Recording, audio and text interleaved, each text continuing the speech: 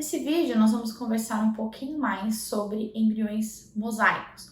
Vamos entender a sua origem e também conversar um pouquinho sobre a possibilidade de transferência desses embriões. Então, primeiro, como é que surge o mosaicismo embrionário, certo? Então, nós sabemos que a maior parte dos embriões que recebem esse resultado são embriões que inicialmente eram euploides, portanto, foram formados por um óvulo e um espermatozoide cromossomicamente saudável, mas durante o seu desenvolvimento ocorreu um erro mitótico, lembra o erro na mitose, que originou uma ou duas populações de células com aneuploidias, certo? Então, esse embrião ele passa a ter uma população de células euploide e outras populações de células que podem ter trissomias ou monossomias. E no momento em que a biópsia embrionária é realizada, foi detectada a presença de células cromossomicamente saudáveis e aneuploides também. Ao contrário das aneuploidias, que possuem alta correlação com idade materna avançada, ou seja, mulheres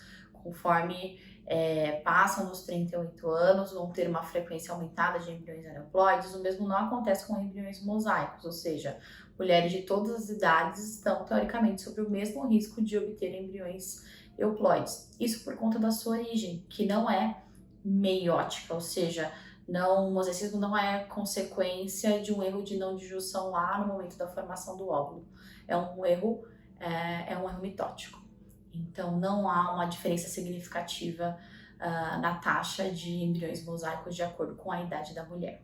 Inicialmente, existia um grande receio a respeito da transferência dessa categoria de embriões, uma vez que o raciocínio mais lógico é imaginar o quê? Que um embrião diagnosticado como mosaico vai dar origem a uma criança mosaico. E nós sabemos que o mosaicismo em bebê pode estar associado a comprometimentos congênitos que podem ser sérios.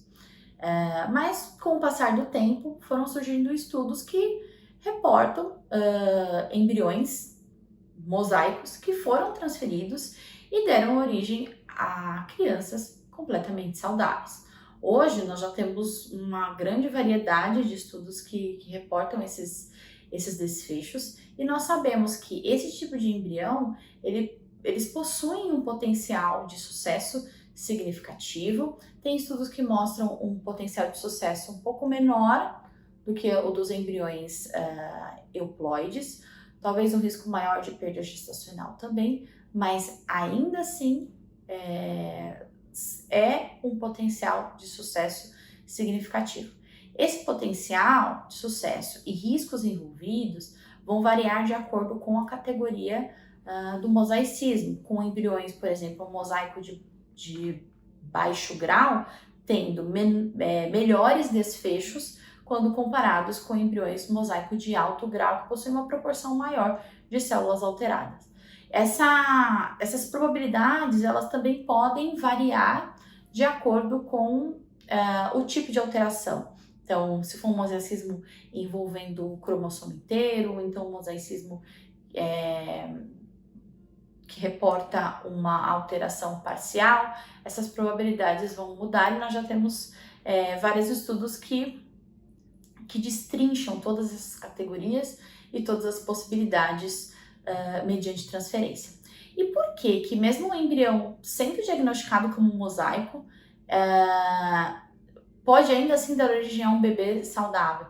Porque nós sabemos que pode existir uma discordância entre a biópsia do trofectoderma e a massa celular interna, que é a parte que vai dar origem ao feto. Então, quando o embrião recebe o resultado de mosaico, principalmente de baixo grau, nós sabemos que a grande chance dessa alteração que foi detectada lá no trofectoderma, que é o que vai dar origem à placenta, não está presente na massa celular interna.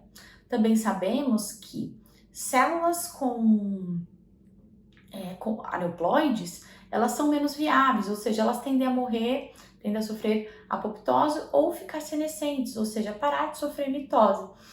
Isso contribui para uma seleção negativa dessas células, então é uma tendência para que as células aneuploides do embrião desapareçam enquanto ocorra uma seleção positiva das células euploides, cromossomicamente saudáveis. Esse processo também pode ser chamado de autocorreção embrionária.